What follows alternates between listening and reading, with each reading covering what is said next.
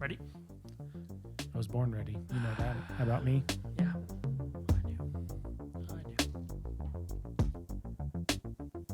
Hey guys, I'm Alex. And I'm Drew. And today on the Two Man Comic Book Club podcast, we're taking a look at Star Wars Visions, Marvel's What If, and Venom, Let There Be Carnage. Let's go. We got a lot to talk about today, fellas. Can I call you fellas? No. No. Okay. I'm just kidding. It's Gentlemen. fine. It's fine. That's worse. Oh. Fellas and gentlemen. How many people do we have here? Just a trio. Yeah. We'll get this right out of the way. There will be heavy spoilers for all three of the aforementioned titles. So, Star Wars Visions, Marvel's What If, what order are we going and in? Venom. I think in that order. Say that Visions, What If, Venom. again. Okay. So, yeah. If you're, since Disney Plus, like if you're a Disney Plus person, you're going to have easy access to the first two. Yep. But Venom might be the hardest to get into for some people. So that's why we're saving it for the end, so that if you don't want to be spoiled on that, you can listen right up to it. Or if you just don't care. Yeah. It'll be at the end. The full seasons of both Star Wars Visions and Marvel's What If, as of yesterday, are up and at it. Visions was released all at once because they're all super short, but yesterday was the final episode of season 1 of Marvel's What If, and it was pretty cool, but we'll get to that in a little bit. Before we do that, have y'all been reading any comic books? Not any comics. I did read a book that I thought might be worth Let's mentioning. hear it. What you been reading, yo? I had to take a picture of it because it's on my Kindle, and I don't remember anything about it. Whenever I used to read physical books, I would know who I was reading. I would know what I was reading because it's right there on the cover every time I pick it up. But with a Kindle, it just goes straight to it. Mm-hmm. And sometimes I don't even know it when I bought it. But I'm reading The Midnight Library by Matt Haig. It's interesting because there's this girl, and she dies, and she shows up in this library that just goes on forever, and it's filled with books that are different versions of her life. The literal multiverse. Like every possible decision she could have made different is represented in a book. And the whole point is she's supposed to go through and find one that she would be content in. I'm about halfway through, so I don't know how it's going to end. I bought it because it said, a lot of the reviews said it was very heartwarming and just like a Ted Lasso kind of puts me in that mood of wanting to have good things.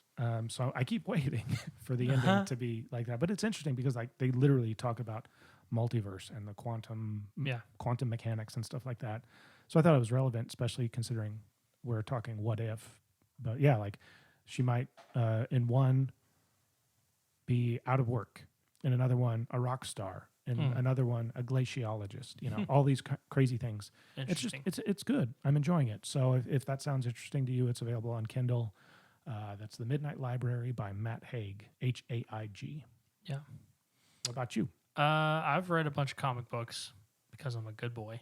Yeah, I'm a bad boy. You're a bad boy. Carrying on with my attempt at knocking out the Avengers so that I can keep on keeping on with the X books that Jonathan Hickman and Squad are coming out with. It's just so much. I will say the Avengers books are really cool. Like, I think I told you before on our last episode, at least to you, about the like the first form of the Avengers that Odin was leading. They've done some cool stuff with those. Just kind of like every once in a while, they'll just do a one shot and go back to kind of like just a look at, like, for instance, the Iron Fist from that era and how did the first Iron Fist actually come to be. The Ghost Rider is also super important for this, both like in the past and in the present Avengers. It's a kid named Robbie Reyes. It's super cool. I really like this flavor of the Avengers. I mean, it still has like your big three, your Cap, Iron Man, and Thor, and then Captain Marvel and T'Challa are still there. So just they're dealing with like the fallout of Celestials doing crazy things on the planet, and then that upsetting Namor and the Atlanteans. So right now, Namor is doing so much crazy stuff that the Avengers are trying to take him out, and then the Winter Guard, which is like the Russian Avengers, are getting involved. and all this other stuff. It's turning into quite the. I mean, it's the Avengers. I feel like you kind of got to go big every time you're doing it. But lots of Avengers. I've been reading more of the Infinity Scrolling Comics, Marvel Unlimited. Those are cool. But that's about it. I do have a question for you guys, though. This is what you've been watching, yo. Have either of you started watching Squid Game yet? I finished it. You finished it? I just learned yesterday it's a show. That it exists? Not an actual game. I think I've watched 4. I've either watched 3 or 4. It's really good. It's really spicy. If you don't like spicy stuff, this is not going to be for you. But it's really good. The cinematography is beautiful. Like I can't stop staring at it. The colors are super rich. I also am viewing it under the, well, I guess you would be too, under like the best of circumstances. Like my screen just handles Dolby Vision content really well, and it looks very nice on the eyes. But also the story is great. Without spoiling anything, did you like it all? Or Yeah, I did. I took me just a couple days to finish it, and I really enjoyed it. It was. I'm surprised that it's doing so well. Yeah. I think it's outdone Bridgerton as far as Netflix goes, and it's pretty colossal. Like it's kind of the hot thing to be watching right now, which I usually don't.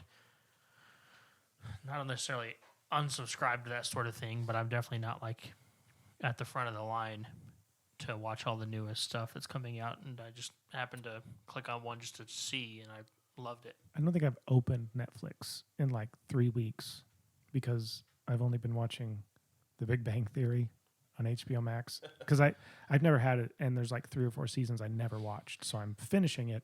That and then the Disney Plus stuff, and I think that's it. Like I haven't even opened Netflix. This will be a good reason for you to justify that price hike in the premium Netflix 4K plan that you got. It's really good. I will say, based on some reading I've done and some tweets I've seen, you should watch it in the native language that it was captured in, which is Korean, and use English subtitles, because I heard that the dub was kind of butchers some elements of the story. I don't know if that's true or if you heard something similar. It is, and what I've heard from native Korean speakers, the translation, it kind of misses some of the nuance of the writing. Dang, it sucks. It's so crazy because so far, I mean, I've enjoyed it. It's great. I loved it as it was, but it looks like I'll have to learn Korean and watch it again.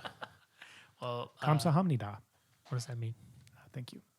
Because I'm a first degree black belt, we had to learn a few things. I think. And then Chumanel, you're welcome. You want to hear me count to 10? Please. Hana, dul, set, net, dasit, yasit, ilgap, yol. Ahop, yol. Drew can't count to 10 in Korean. I only made it to 8. Yeah. It's really cool. I think you should watch it if you like dark storytelling. It's definitely violent. So know that going in. This doesn't sound anything like what I've come across. People are like, they're just playing kids' games. They are. If you lose, you die. This took a turn. Yeah. That's an oversimplification of it. But it's really good. It's also just like, if you appreciate cinema, like the art of capturing a cinematic image, you will enjoy the way your eyeballs feel, even when there's blood on the screen. What about you, Tor? You been reading anything of interest? I just received as a birthday present Invisible Kingdom. I haven't finished it yet, but you'll have to let me know how it is, because I'm genuinely curious. That's G. Willow Wilson, the creator of Miss Marvel and other great works. Yes, and thank you to Alex for that present. You're welcome. I'm a bad friend. I didn't even realize it was Torrance's birthday until I think my computer reminded me. So. That's how I always find out. That's how I found out it was my birthday. Hey, Torrance, I got you a Sprite. Actually, that Tori bought. He bought it, yeah. Cool.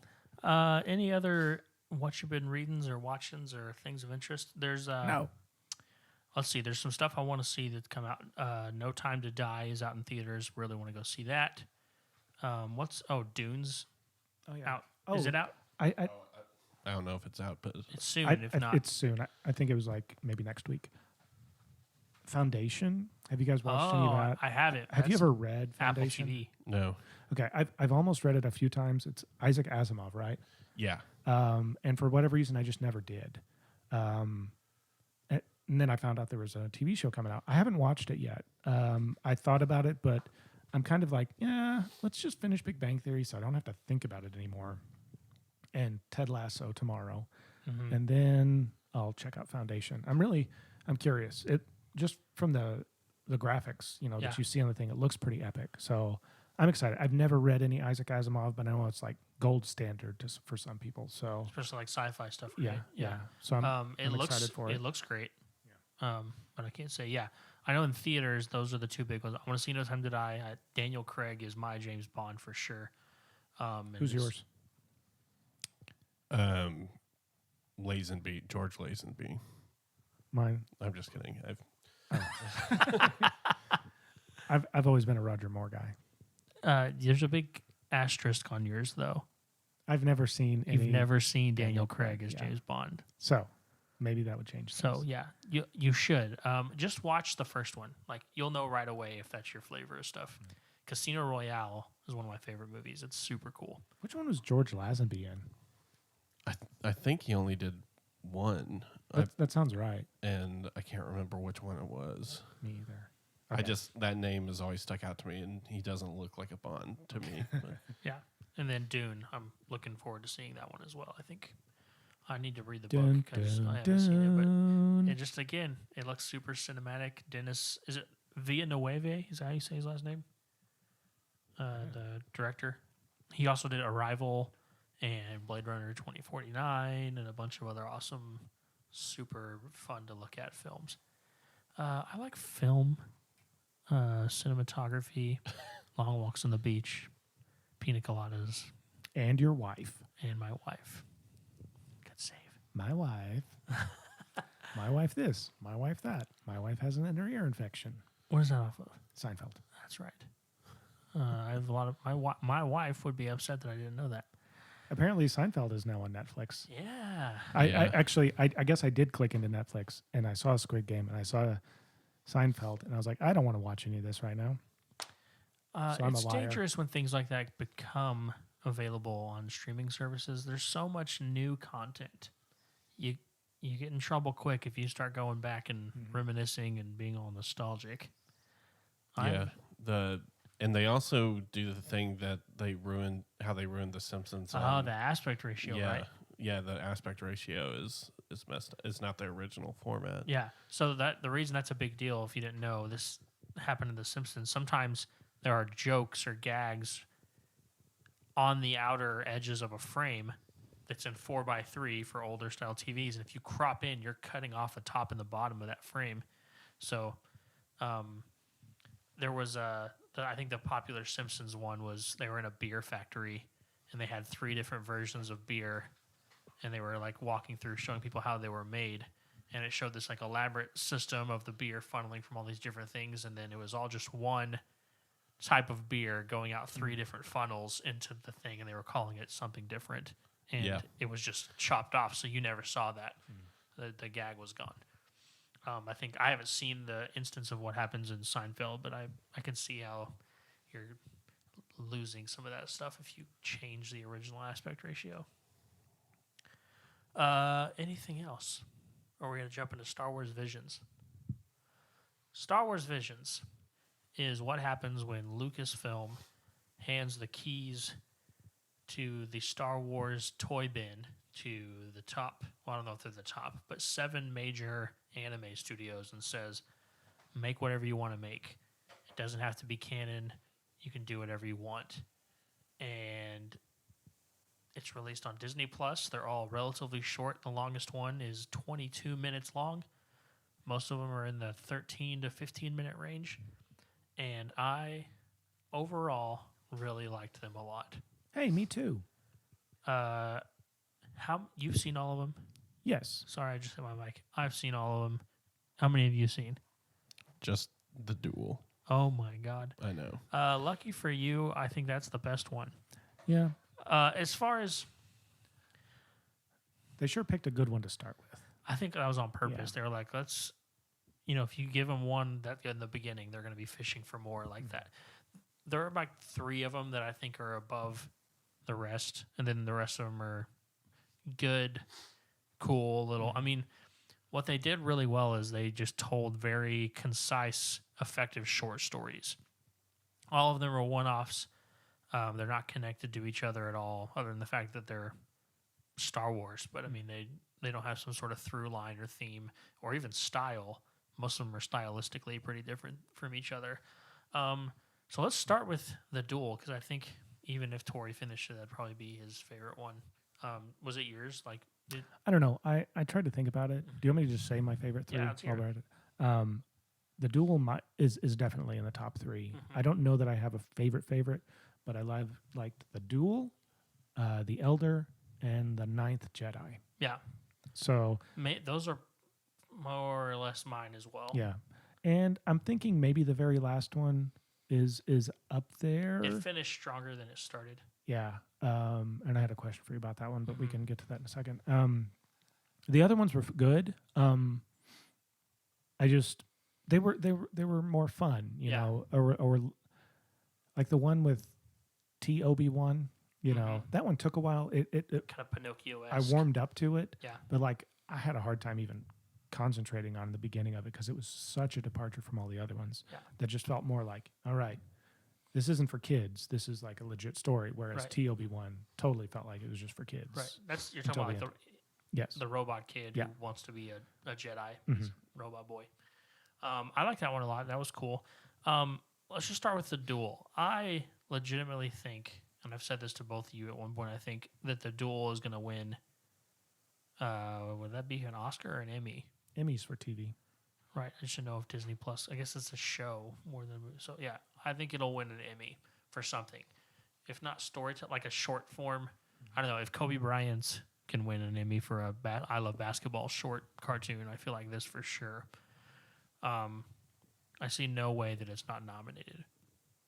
It is so visually awesome to look at. It's like this. I've kind of been describing it as this retro neo-western noir samurai type thing, and it's like 14 minutes long. It's super short, and there's this Ronin passing through town with his R unit. I don't know what type of R2 or R3 unit he has, but it's got like this bamboo hat on. It's all in black and white except for the lightsaber duels. It's just so cool. He kind of stumbles upon this town, and he's just drinking coffee in this hut on the outskirts of it, and this, were they rebel or no? They weren't. They were I can't remember. just some group of not gangsters. Is it saying? It says Renegade Jedi sect called, or the Sith. It was Right, yeah. Ronin. Sorry, never mind. Yeah, the Sith. Yeah, it was like a Sith-led fact of people coming to just raid a village and take them over. And at one point, this Sith villain comes out and has this like lightsaber umbrella thing and is just wrecking up on everybody.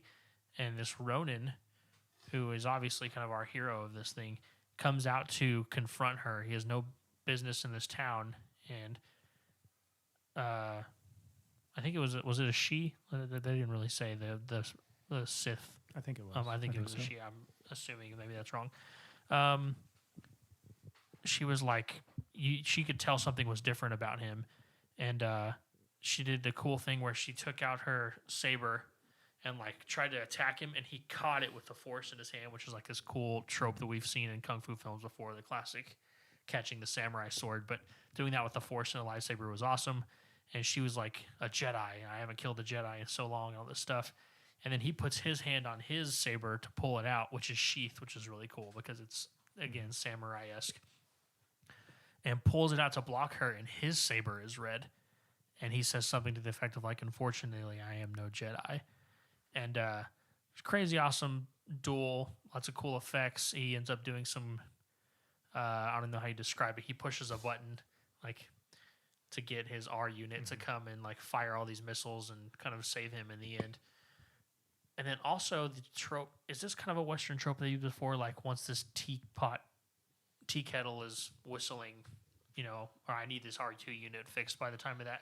I think I've seen that in some old Westerns or maybe some old. Really, I haven't seen that. That's interesting. I need to do some research and actually see. I may be just making that up, but that seemed like a familiar thing to me. And it was just really interesting. We don't know if he was like a Jedi before and lost that status, or if he was a Sith, or sort of like an anti-hero version of it. But it was super cool. You absolutely should go and watch this one if you're going to watch any of them, just to get an idea, because I would watch a whole season of just this guy. If you like it, just block out like an hour and a half. I think that's all you need to watch all of them. All of just, it. They're just super watch short. all of them. Though I watched like 6 or 5 of them, maybe one after another, and it did kind of like they started. I noticed I was paying less attention. So if you have time to watch 1 or 2 a day, I think you'd be able to actually notice things. Because I started watching, I got a little bit jaded about some of it. I was like, it's all kind of the same story. For some of the later ones, I'm like using the same gimmicks. But they're still great. What's tough is that I think all the studios, and this would be hard for me, I don't know if I'd be able to resist this, were told that they could play with lightsabers.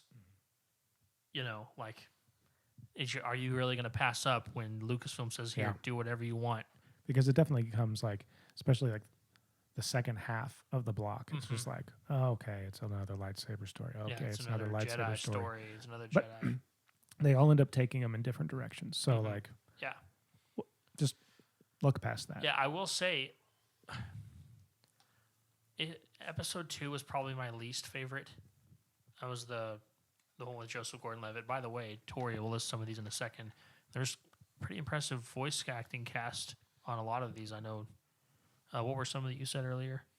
Well, in that one, the second one, Tatooine Rhapsody, you also have Bobby Moynihan is in there with some other people I don't recognize. Maybe they're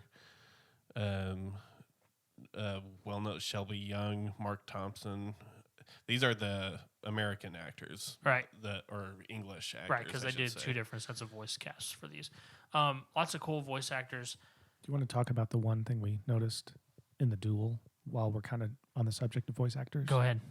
So me and Alex both thought the same. No, it was the Elder. The Sorry, Elder. The Elder. Jumping ahead a little bit, but since we're talking about the actors, when the Elder opened up, I heard it and I was just like, that sounds like Harrison Ford. I thought the exact same thing. And and it turns out it wasn't. And I pulled up IMDb and I looked at it, and I just looked at the front page of it, and it was a bunch of people I didn't know, and I didn't scroll past it. And Alex texted me, he's like, "Did you know that was David Harbour?" And I was like, "Wait, what?" Yeah. So and then I got on there and scrolled, and I was like, "Oh wow, okay." And then I went back and listened to it, and I was like, "Okay, I hear it now." Yeah. But once you know who you're listening to, it makes more sense. It sounded like a younger, like Blade Runner era Harrison Ford to me. Just kind of a soft spoken, It wasn't the boisterous Han Solo. Right. But I'm wondering if part of it was the fact that we opened up in a cockpit that looked a lot like the Millennium Falcon's cockpit. So like my mind was already going to Han Solo. Right. And there was this voice that kind of sounded like Harrison Ford. So I just thought it was funny that we both thought that. In all of the episodes, lots of just winks to classic moments in the Star Wars. Even I can't remember which one, somebody saying he was their father. There was just a lot, not like heavy-handed or ham-fisted necessarily, but just in passing, kind of like, we're in the Star Wars universe right now. You know what I'm talking about. Anyway, backtracking. Number 2 was maybe one of my lesser favorites. Once I realized, not to say it was bad. It was just like showing, not everybody turns into a superhero Jedi. And I appreciate it for that. It was not a Jedi story at all. Actually, that one had the main one that actually had some characters. Like Jabba the Hutt is in there, and then some of his crew. Yeah. Was Boba Fett also? Yeah, he was there. Yeah. So that was probably the closest you get to like recognizing characters. Definitely a more lighthearted story. I thought it was a nice answer. Like after you watch the duel, you're thinking that everything's going to be like that, and then they give you that one. You're like, okay, so it is a nice contrast. You're like, you don't know what's going to happen. Cleanser. Yeah, it was like Willy Wonka, saying, "I'll do whatever I can as long as you let me do this ninja roll in the beginning so that they know that everything's on the table. So since we just talked about the Elder, we got a few minutes before we take a quick break. The Elder was a cool one. We have a master and his apprentice going to this this planet to find out where this kind of like evil presence was, is kind of what you get. And they split up just to kind of help these villagers get to a space. And the apprentice comes across, quote unquote, the Elder, who is a Sith Lord. And they get in a fight pretty quickly. The apprentice is not quite as experienced, and he gets hurt, though he doesn't die. And then it starts raining, and the Elder just sits down because the master, I don't know if they said his name, but I can't remember. Do you have it in the Elder? The name of the Elder? Name of the master, guy that David Harbour voiced. Tajin. Tajin. Okay, so he senses immediately when his Padawan gets attacked and goes to find that Elder, and then they have a pretty epic battle, and he ends up winning. But you get the sense that this Elder, whoever it was like kind of only lost because he was very, very, very old. Like they made it look like maybe if it had been a different time, the outcome would have been different. So that one was super cool. The Duel, the Elder, those were two of our favorites, and then the Ninth Jedi, correct? Yeah. Do you want to walk through some of that story? So that one was like, we had I can't remember exactly where it started, but basically a message was sent out to bring a bunch of Jedi. Mm-hmm. And they because like this was after the time that the Jedi had fallen, and like people had forgotten how to make lightsabers, but there was this sabersmith down on the planet who had found enough kyber crystals to make 8 or 9 whatever lightsabers. And the interesting thing was that these were different. Normally, like the kyber crystal like determines what the color is, I think. Right. Or like certain there's a whole lore behind it, but in this one, like he makes it to where like your being is what determines it, and his daughter is playing with one, and it's like see-through, transparent. Yeah, it's like black, but like not. And it changes length based on who it is, and she was just like, oh, I guess I'm not very strong in the Force because there's no color.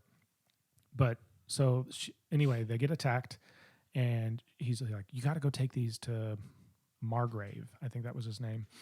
And so she takes all this bundle of lightsabers and puts them out there, and they all pick them up because there's a bunch of Jedi that had showed up, and all of them turn red. Except there was one. We saw one earlier, and he didn't light it up, and Margrave comes out, and she's like, yeah, I knew that some of our Jedi had gone missing, so I was waiting to try to flush you out. Mm-hmm. And so then they get into this epic fight, and during that fight, the Ninth Jedi, which is this girl, it turns out, because one of them had gone missing, and she's out there fighting, her lightsaber turns green. Yeah. Like she has the power. And basically they're able to strike down these Sith. Yeah. Esque. Yeah, that's the thing. Like the Clone Wars and Clone Wars and Rebels kind of changed it. Back in the olden day, I remember like the Sith, there's 2. Mm-hmm. The Master and the Apprentice. Like that's it. Right. And then you get Clone Wars and Rebels, and there's like tons of like Sithlings. Right. So I don't know exactly what the deal is with these, but anyway, they strike them down, and they kind of team up. The 3, or one of them was kind of on the fence, and his turns purple in the end instead of red.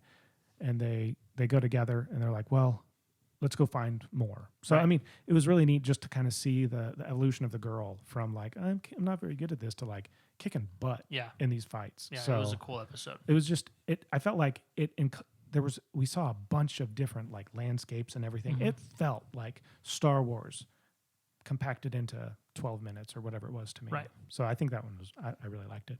Agreed. We're going to take a quick break, and we'll be right back. And we're back. Just a closing note on that episode Drew was just talking about. There was a nice moment where one of the, I'm calling them Siths for lack of a better term, one of the bad guys where their blades turn red unexpectedly to us. He was like kind of on the fence a little bit, and then his blade turned purple. I don't know if you captured that. Like he went a little bit of Mace Windu vibe, kind of a. Yeah. He had said that he was on the fence. Right. Like he wasn't sure. So yeah, I enjoyed that touch. A shout out also to the episode. Is it called like the brother and the sister, or the twins? The twins. The twins was a pretty cool one. That almost rock opera esque. Yeah, I was like, oh, so we're just completely ignoring the vacuum of space for this one. They went really anime Yeah. on that one, but I liked it because it was like unapologetically the genre that it was. And it's pretty intense to ride, like stand on an X-wing When as it goes into hyperspace. Yeah, like that was while holding a lightsaber, Yeah. and like slashing through. It was ridiculous. there were a but it lot was of fun. scenes in that made me think like they were really trying to throw back to like the original Star Wars posters. Like there were a lot of like stances that made me think of Luke Skywalker. Yeah, that one was really. That cool. was the one at the very end. They were just like, "We are twins. We're twins," and I was just like, "Is this a wink to Luke and Leia?" You know, that could have been if they'd been created in a lab. Yeah. You said also you had a question about the last episode. The very last episode. Mm-hmm. Have you seen it yet? Did you? Okay. Did you start to get the vibe at the very end? I was like, "Oh, this is just a reframing of Anakin and Absolutely, Padme." Yeah. Okay. Yeah, heavy inspiration taken there. They except that he knew and he walked away. It wasn't like you're gonna help me. You're gonna help me heal her, and he's like, "No, she's dead." You know. Instead, it was just like he knew and walked away. So that makes me think this dude's worse. Yeah, even more evil. Yeah, there was a Jedi helping his love interest character take back her father's throne. Mm-hmm. And her father's sister, was that who it was? I think it was. I think so. It was a sister. She was a Sith, and she killed her, I guess, niece. Mm-hmm. And the Jedi basically was like, "If you no, it was him." Oh yeah, they were he fighting was having because they had one of the masks on. So he was having throughout. There was a theme of him having this nightmare of him fighting these people with these weird masks on, and then the Sith put those masks on all his comrades, including his love interest, and he, in this stressed panic moment, ended up killing her. Yeah. And he was like, if you bring her back, I'll join you. I'll be your apprentice. I'll stand at your side," which we get more of the N2s there. That's exactly the Palpatine type thing, and I was just like, oh, but this is what happens if it actually and she brings the Sith brings his love back immediately, and he walks off with her, and it just ends. It's pretty dark. It's just like, oh, okay. Yeah. All right. Again, they're all little one-shots. They're not like some, almost all of them start in media res, and we just kind of go, and then we end at this little spot where it could be a series, and we're just kind of capturing a little peek into this universe. It's actually, how's this for a segue? It's not unlike what I think a lot of people thought What If was going to be. Yeah. Let's jump into that. Marvel's What If just finished. Season 1, episode 9 came out yesterday. Today is Thursday, October 7th. Oh my God. Where it is time. It is still March 2020. Yeah. General thoughts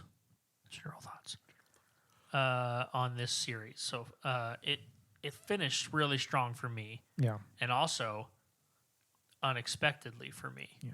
See, I didn't. You made the comment about bringing together the Avengers across the multiverse. Yeah. I never saw that coming. Spoiler alert, that's what happened. We already said earlier. We're Yeah. spoiling. I did not expect that to happen. And then it did, and I was like, oh, wow. I'm a dunce, that I didn't see that coming. But it was, I enjoyed, an episode here, an episode there. Right. I didn't expect it all to be brought back together. I really thought this was just going to be purely episodic. Like, all right, we got this happening. Let's jump to another multiverse. Yeah. Which was cool because I was thinking we were going to ultimately get the payoff of it coming together in a Secret Wars thing. But they sort of like, I don't know. I can see them definitely pulling from it in the MCU proper, but also just considering it its own little buttoned up package. Yeah. I'll just fill you in for those of you who haven't seen it or just want to read another summary. There's all these what feel like up until the last 3 episodes, I should say. 2. 2.15. Yeah.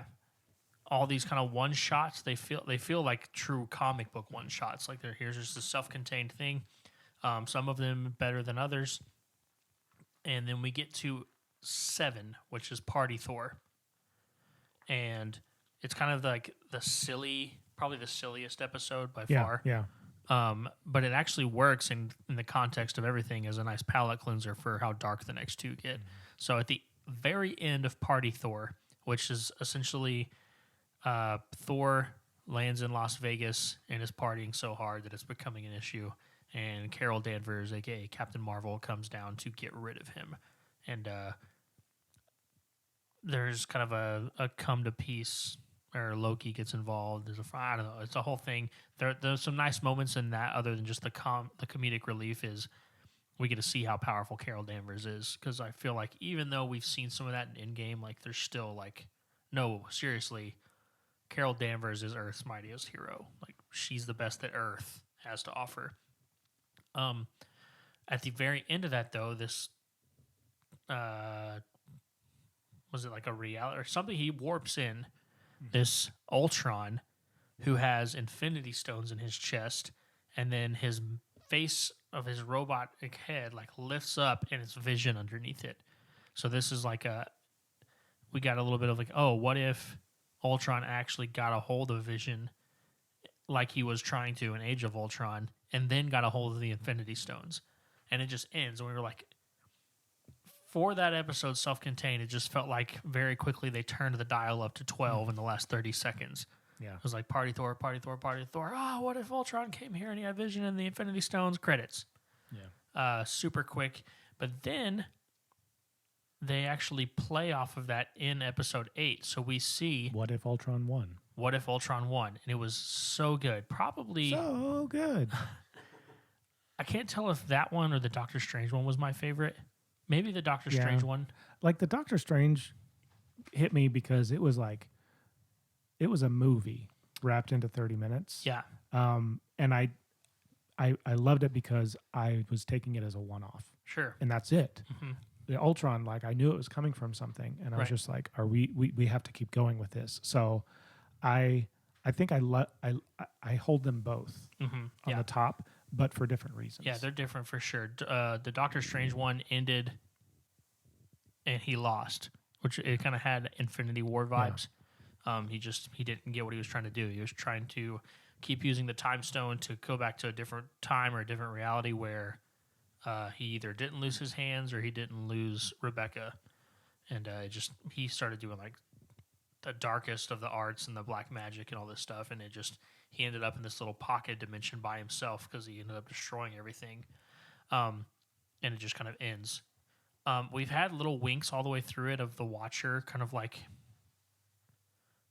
not interfering at all, but like just maybe somebody somehow is like cosmically aware of him slightly. Like Doctor Strange interacted with him at the end of that episode because he was so powerful that he could see that the Watcher exists outside of all these multiverses or all these universes.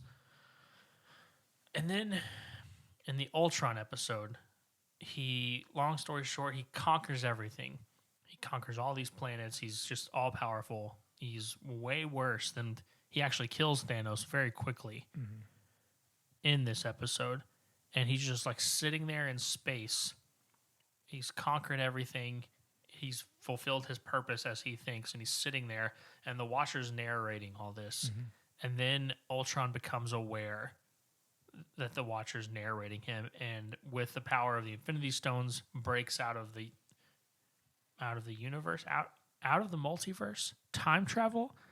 What? I don't know. Just he breaks out into the plane where the Watcher is, and this awesome battle ensues because he's like, oh, no, he breaks out of his own universe. That's what it is, because now he's aware that there's a multiverse, and he's gonna go and clean all of it. You know, he's trying to end everything, which leads to the Watcher fighting him for a while, who is super powerful as well, maybe more so powerful. They're in the same ballpark, I think. And it ends with him deciding, okay, we got to get together a group of significant others that can fight this thing. So that's how we get to the final episode, which is, what if the Watcher broke his oath and didn't refrain from interfering? What was the title of the last episode? Do you remember? Do you have that? What if the Watcher broke his oath? There it is. Okay. Yeah. I didn't read that at all. Yeah. So he recruits all of the main characters from every episode. So we get Star-Lord, T'Challa, Agent Carter, Captain America, Party Thor, Killmonger after he killed Iron Man and became the Black Panther. Who am I missing? Black Widow from the 6th episode. Doctor Strange. Doctor Strange. There's probably more, and I'm forgetting them somehow. We see. Did you say Gamora? Oh yeah, we didn't even. Yeah, we didn't Gamora, see that. It was just like he just pulled there this she is. Gamora character from a different reality that we hadn't seen before. Yeah. Which was is kind of interesting, cool. It 'cause left there's more that we didn't explore. More, yeah. And then did you see the Iron Man in that world too? Yeah. Like he had like a pseudo Hulkbuster. Did it kind of look to you like Thor Ragnarok color scheme? Like I'm wondering if maybe in that universe he ended up on that planet. Sakaar and had to fight. Yeah. Anyway, he pulls them through. There's awesome stuff that ensues, and the Avengers save the day. Not without more though. We know there's going to be a season 2, and there's absolutely set up. It ends with Killmonger stealing all that stuff from Ultron, right? Or did they stop him from doing that? Well, I can't remember. They finally track him down, and because they're trying to fight Ultron and get Shuri has the Infinity Stone Crusher, right? Or not Shuri, Gamora, sorry. Yeah. And so they're fighting on the planet that we didn't realize at first, I don't think, but it was the planet that Black Widow and Clint Barton had been on. Episode 6, Yeah, and they're trying to fight him and get Infinity Stones one at a time and try to destroy him, but like he all of a sudden becomes aware, and like they do start to get them all, and that's whenever we learn, every Infinity Stone is very specific to its universe. Right. So her Smasher Crusher couldn't do it. But during the fight, like somehow they all end up getting off of there, or they get one or two, and this whole time Killmonger has had an Ultron head that he's like looking at, and I'm like, one of these things is not like the other. It, like, do we trust him? Yeah, and so like at some point, like they kind of knock him out. Oh, because Black Widow's the whole thing that she was trying to get to do. She has the Hydra dude in an arrow that they tried to take this guy out, take Ultron out a long time ago, but she basically shoots it right at his eye, and with a little alley-oop from Agent Carter. Carter. And he basically is knocked out, and that's whenever what's-his-face, Killmonger, I think, is able to get the stones, and he's like, turns himself into Ultron armor Killmonger. Right. And they're just like, wait, what? And then but Ultron comes to, and they're like using force powers to try to get these things. And at that point, you're like, man, we've lost. Yeah. Because now there's 2 bad guys. And then Strange steps up and he's like, wait, we were never supposed to win. Right. We just needed to get the stones out of his hands. Right. And then he pulls his sorcerer stuff and puts them into a little pocket dimension, a little snow globe. It looks like a little snow globe with them like eternally fighting over these stones. And that's just kind of... And him and the Watcher are tasked with making sure they don't break out. Yeah. And that's kind of where it ends, but we know there's going to be more. Yeah, and then they kind of after that, or maybe right before, they make a little comment like, all right, we got to put all you back right where we brought you out, which kind of makes sense from the standpoint of the same logic for the Infinity Stones and Endgame. We're going to put you right back where you came from. And everybody goes, and the last one standing there is Black Widow. And you're just like, do it. Yeah. Do it. Yeah, do something crazy. And she's like, I don't want to go back to my world because... Yeah, it was the world that Ultron crushed everything. There was nothing left. Yeah, so the Watcher's like, there's a world that lost their widow, and I'm sitting there like, do it. And they put her in, and for a minute I thought it was ours. Yeah. Because they're like Captain America's fighting on one of the helicarriers and everything. It looks very Avengers 1. Yes. And then I was kind of like, wait a minute, this doesn't line up. But then we realized it was the world where Loki had eventually taken over the Earth. So anyway, she's out there, but it does stand to reason there could be other Watchers and other Black Widows and other Gamoras that could be getting this same treatment. Like, hey, we're just going to drop you in to whatever the MCU's number is. Right. So that finale, the whole season did a couple of things. First, we got to see the Watcher interfere, which was pretty quick. I mean, I'm fine with it. It falls close to the unfortunate thing that happens where we're like getting big bad villains too quickly or big moments too quickly. You know, I like the slow ball. You know, we already saw the Watcher break his oath of interfering. You know, what if that was like season 3, you know, and he finally interfered, just really holding on to that tension before the release. But now we get to see, okay, what's going to be the ramifications for that? He interfered pretty drastically in several universes. And we also got to see that this multiverse thing could potentially bring back characters that we've lost. That's a very delicate thing, I think, making sure that they don't cheapen major sacrifices a la Tony Stark offing himself. That's a little dark, isn't it, compared to what he actually did, sacrificing himself. Yes. Yeah, he did not off himself.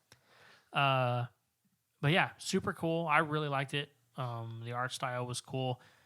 This is a sad thing. It came out from one of the producers that the plan, or one of the plans after this, was to do an actual long-running series of Star-Lord T'Challa with Chadwick Boseman before he passed, and they scrapped that after his passing. Yeah, because he had a lot of fun, and episode 9 is the final Black Panther T'Challa thing that we'll get, which I guess is every time he spoke, I was like, God, it's still him. Yeah. How long ago was this all finished? Yeah, they worked on that for a while and must have just like, all right, come in and do all your episodes today. I imagine if they're really prepared, they can do some voice acting like that. What'd you think? No, I was good. I seriously expected it to be, this is just going to be a little fun thing. Introduce the multiverse. There's not going to be anything of consequence. I don't know why I thought that, but I did. I just thought it was going to be, we're going to show you some things, and they're all unrelated. So enjoy. Yeah, well, I think it's easy to be like, it's a cartoon. They'll play with some characters we like, but I think this all is just the medium is different, but the multiverse is the same, if that makes sense. I don't know if the general public is ready for a crossover quite like that. Maybe they will be after some Doctor Strange and some Spider-Man, like where we start seeing some. I mean, the words multiverse have barely been uttered on live action. You know, so it could be jarring when that happens. A very well-known thing, though Drew, I don't think would have seen any of this.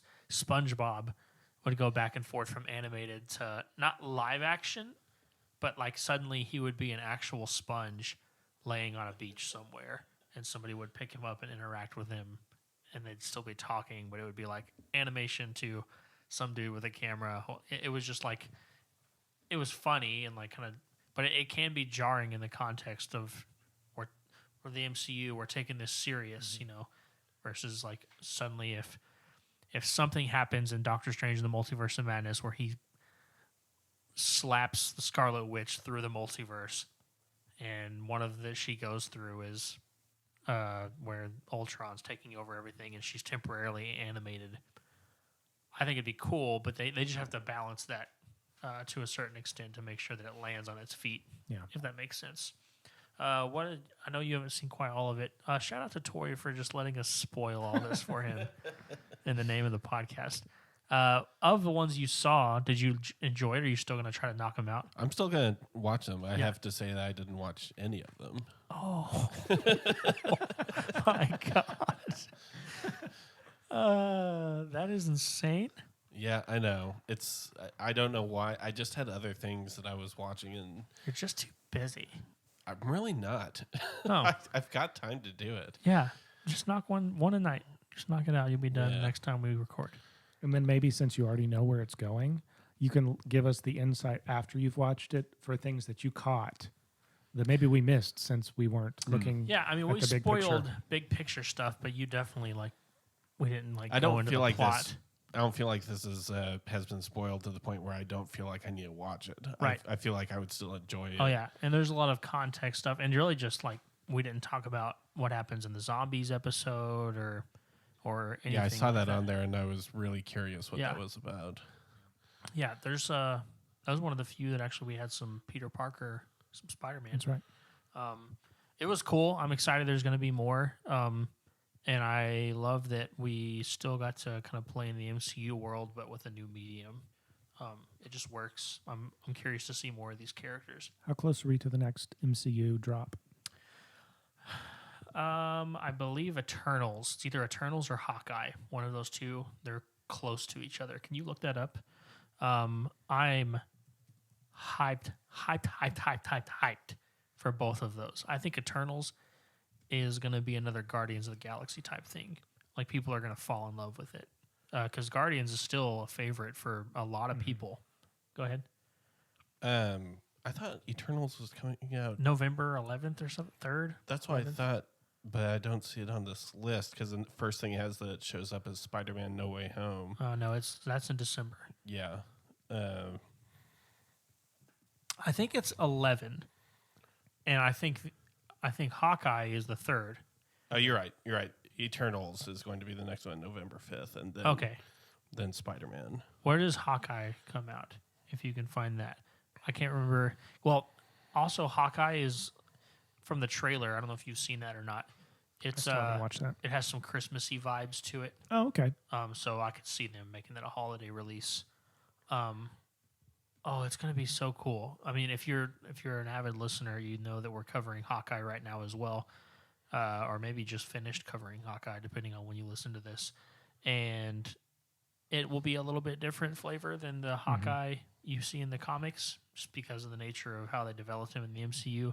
But it's going to be cool. Do you have a date on that? Hawkeye is November 24th. Okay, so we get the 5th for Eternals, Thanksgiving weekend-ish for Hawkeye, and then like 3 weeks later, you get No Way Home. So we have a MCU-filled holiday, and I'm here for it. I think it's going to be freaking awesome. Nice. What the hell else are we covering in this podcast? Well, we've got about 7 minutes before we have to break. I wonder if we can cover Venom in that. I think we can. I think so too. If that doesn't tell you how we felt about it. Well, let me tell you.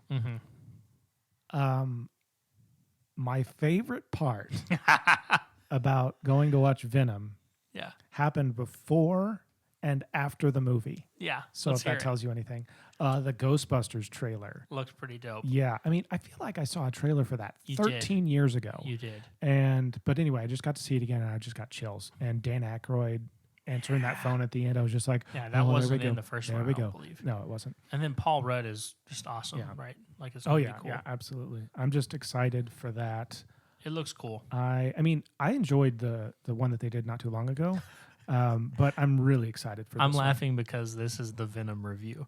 Yeah. We've talked more about Ghostbusters already. Anyway, so I was really excited for that. The movie happened. I enjoyed the movie. Like, let me also say, I've heard many, many, many people say, don't bother, don't watch it. So I went in with my bar as low as could be. Yeah. And I walked away thinking, I think I'd watch it again. That was all right. It was just fine. Yeah.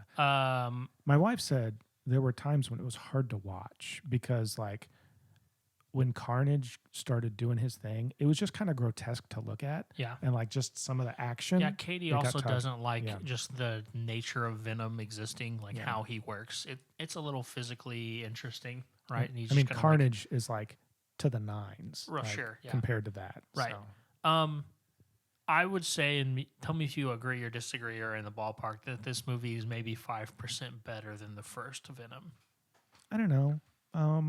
Which is might as well say a tie. It might come down to just personal preferences. I felt like, I don't know, because is Venom funny in the comics? Sometimes, but his problem is the main problem for me for Venom is that he doesn't have a Spider-Man right now. Yeah, or he will. Spoiler alert again. That was the second favorite part. Yeah, so you can go ahead and tell him the mid-credits scene. Yeah, go ahead. Yeah. So I wondered. I was like, okay, so they've got to bring Tom Hardy into the MCU somehow. We knew it was going to happen eventually. I mean, I saw a picture of him wearing a No Way Home hat Right. one time, making me wonder if will we see him in that. Mm-hmm. So I was curious: are we going to find out that this world was in the MCU all along? No. Him, Eddie Brock, and Venom go on vacation. Mm-hmm. They're on a beach, in this rundown place, and they're just sitting there. And Venom starts talking about, "Oh, let me tell you about all the different universes," and just like, and somehow, he actually starts talking about the hive mind, which is all this information that he and that's kind of like Wink at the comics. Like, there's this massive hive mind of symbiotes. Yeah. You don't even know. You don't even know, your brain couldn't comprehend. And he's like, let me show you. And then something weird happens, and we think, oh, he's like inside Venom's mind or something, but it's not actually that. But then true. all of a sudden, he shows up, like we see him again, and the room has changed. Yeah. And as soon as they pulled back, different. I saw the TV, and I saw Daily Bugle, and I saw J. Jonah Jameson, and I was just waiting for because you hadn't quite caught it yet. Yeah. I was just like, I'm just waiting for Alex's reaction. And then it pans over, and he's in a new room, apparently a new universe, where J. Jonah Jameson is talking about Peter Parker being Spider-Man, and Venom comes over, and he's just like, "Oh, this guy," and he just starts licking the screen. Yeah. And then a guy comes in, he's like, "What are you doing in my room?" Right. And Eddie Brock is like, "I don't know." Yeah. And but yes, so there it is. So somehow Eddie Brock has made it through the hive mind, through who knows what. Just so we're not interrupted going through what we think that might be, let's take a quick break, and then we'll jump right into our thoughts. All right, we're back. Now we'll get into more of the movie, but since we're just not talking about it, let's speculate how and what and why that mid-credits scene. So I think what we just witnessed was in Spider-Man No Way Home, Doctor Strange doing voodoo magic. Messes with stuff. I can't remember, but my mind is telling me that there was a golden Doctor Strange-esque wave that transitioned that room into something else, which is how we're getting all those big bads from the other films. It would make sense if Venom was one of those that gets tossed into that world. That, or it's even further ahead, and this is Doctor Strange in the Multiverse of Madness. Yeah. But I personally think what we just saw was the fallout of something that happens in Spider-Man No Way Home that we saw in the trailer. Yeah. I just had a thought. Mm-hmm. So everybody's been talking about Toby and Andrew Garfield coming in. Yeah. What if they never do? And we were right that it's not our Doctor Strange.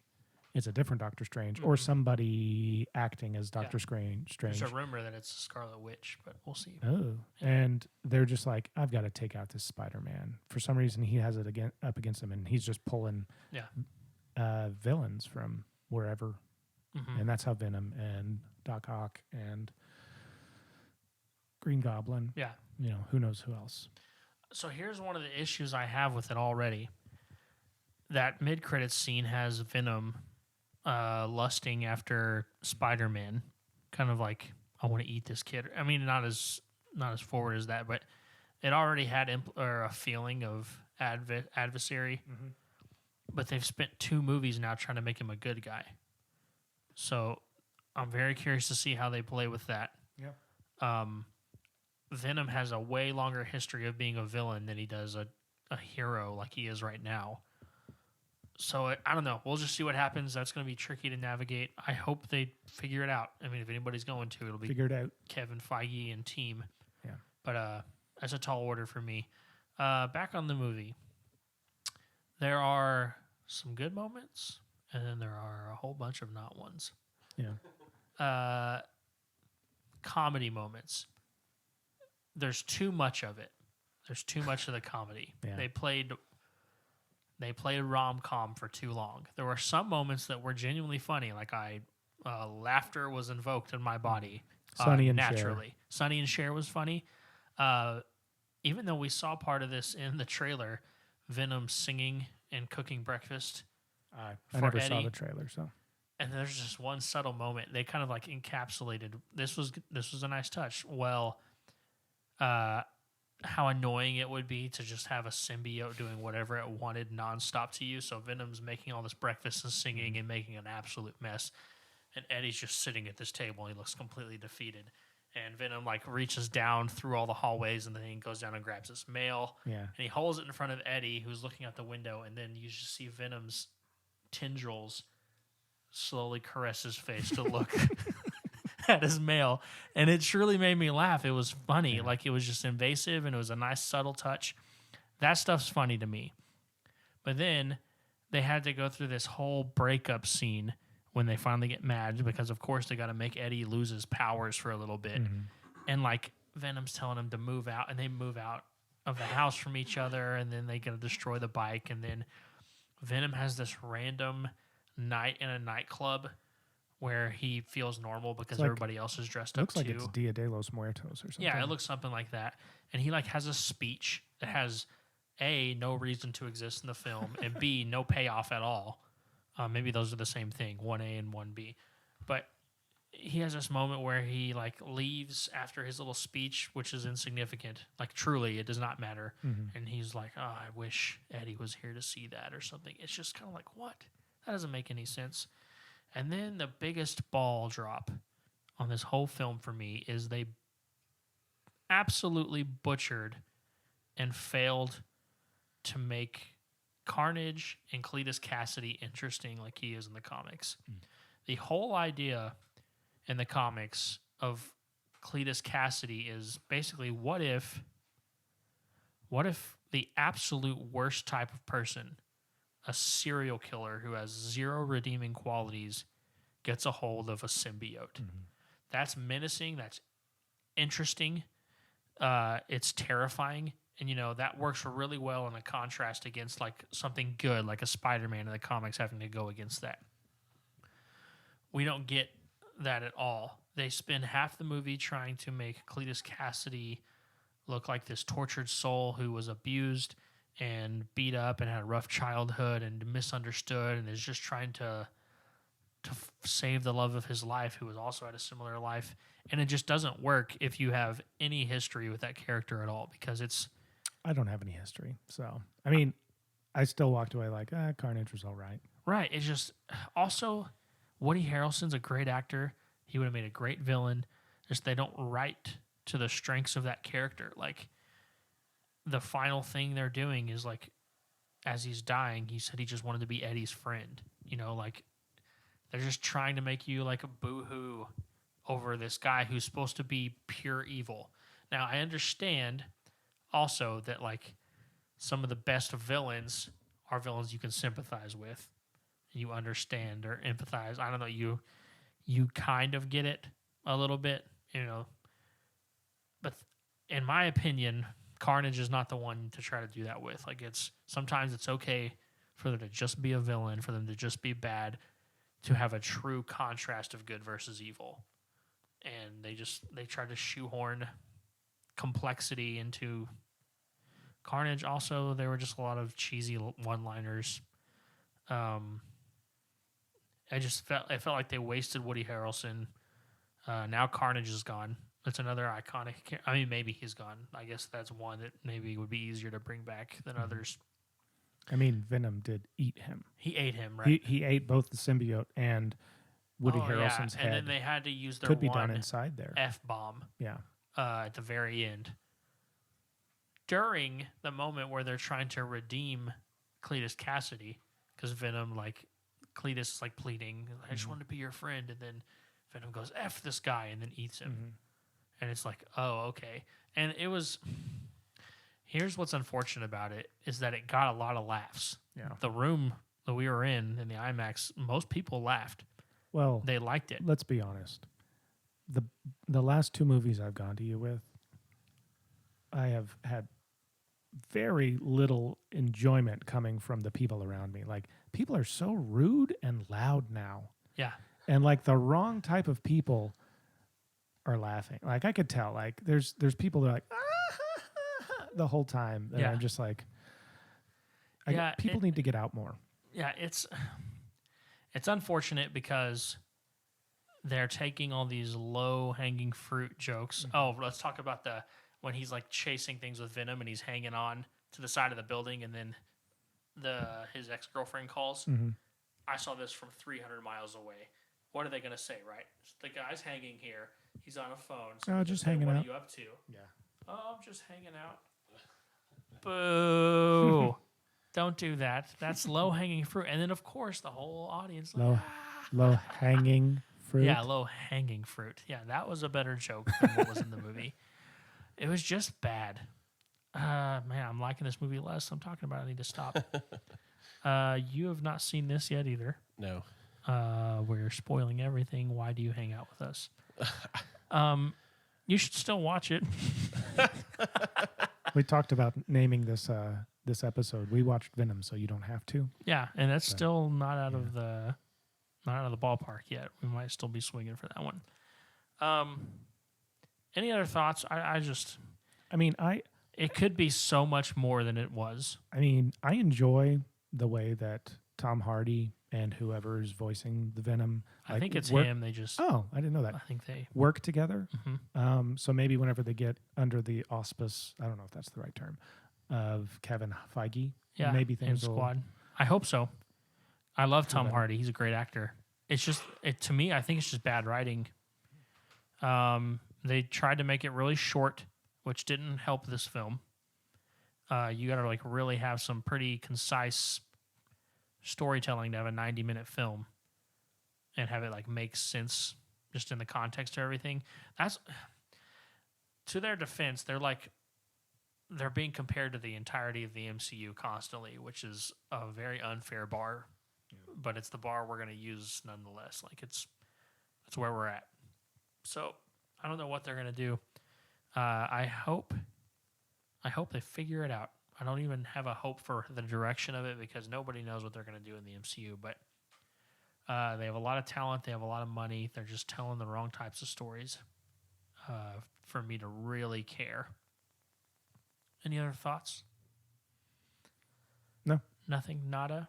Yeah. We have more to look forward to. We have Hawkeye and Eternals and Spider-Man No Way Home in the coming months. That will be nice. I'm confident that those will all be solid. Yeah. I mean, I keep just thinking this was a Sony property in association with Marvel, so I know it's infinitely more complex than this. Yeah. But you do just wish that they'd be like, you know what? Spider-Man belongs with the MCU. Mm-hmm. You guys can have it. That will never happen. Just give us a cut. Especially now. Big cut. Yeah. They just need to do something. Disney needs to buy Sony, except I also don't actually think that that's a good idea. The MCU and fan in me is not paying attention to monopolies and wants that to happen, but the rational human being doesn't want that to happen. How long has it been since you played a game of Monopoly? Maybe a year. Wow, it's better than me. What about you? I have it on my phone, so I play it every now and then. Okay. I haven't played it in years. Yeah.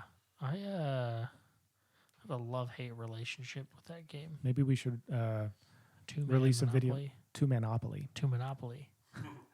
Yeah. They've got to make a Marvel Monopoly, right? That's got to be a thing. Oh, sure. Surely. Quit calling me Shirley. Please comment and let us know what Billboard and Parkway would be on a Marvel Monopoly. Give us some good answers. Stark Industries or something. Avengers right? Tower. Or Wakanda. Asgard.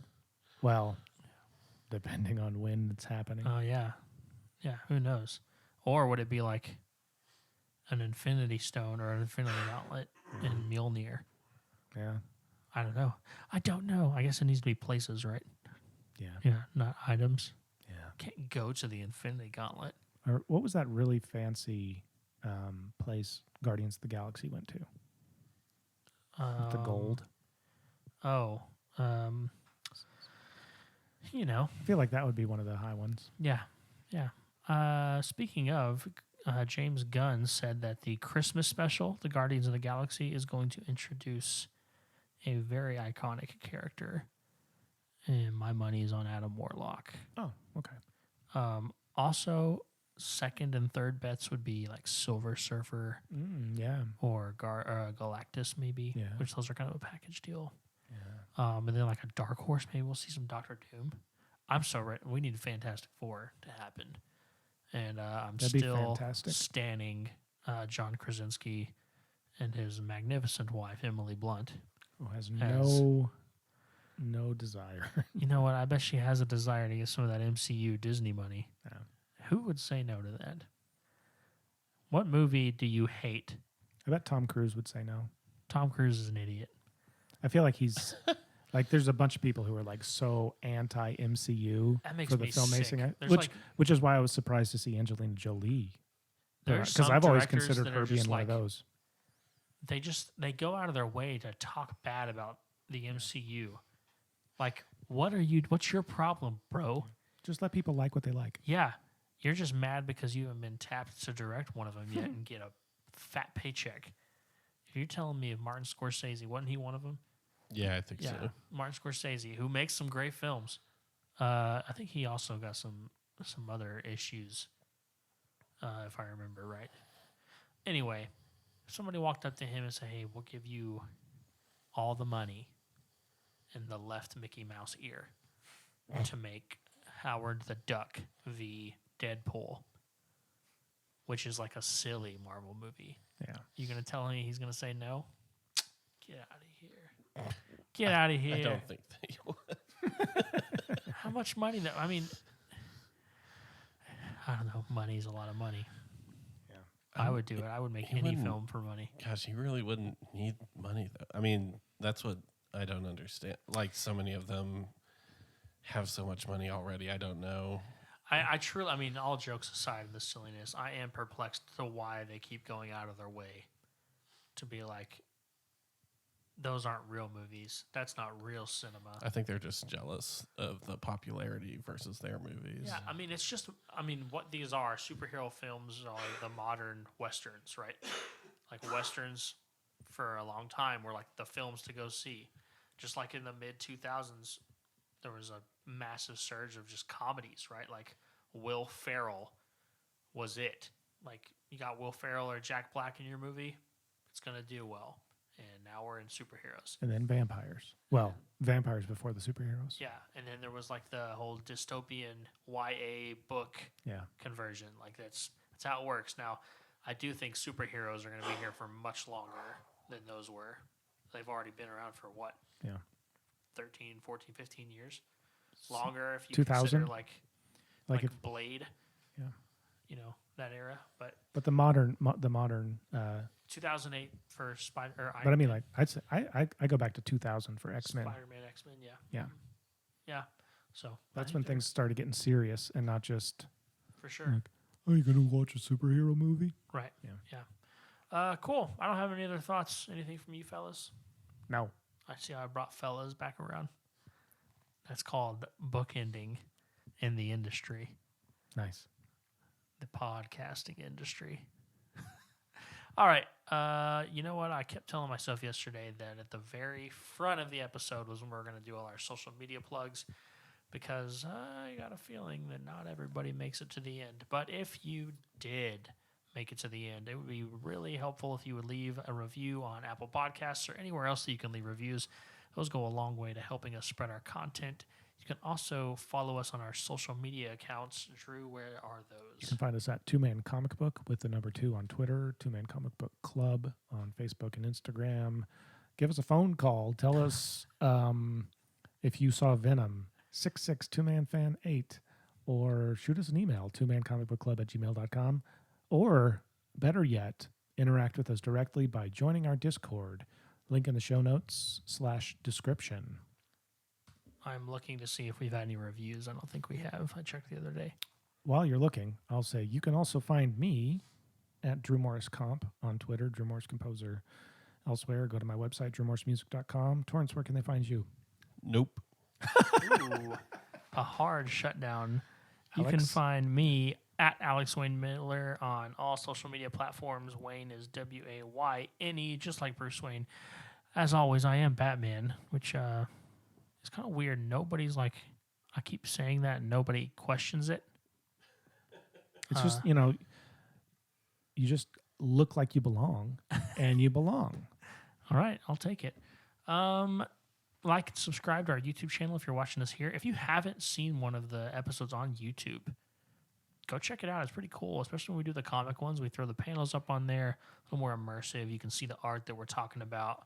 And more importantly, you get to see Drew and Mai's beautiful face. I haven't trimmed my beard in a while. Don't look too close. Yeah. Otherwise, that's been it. We'll see y'all next time. Bye.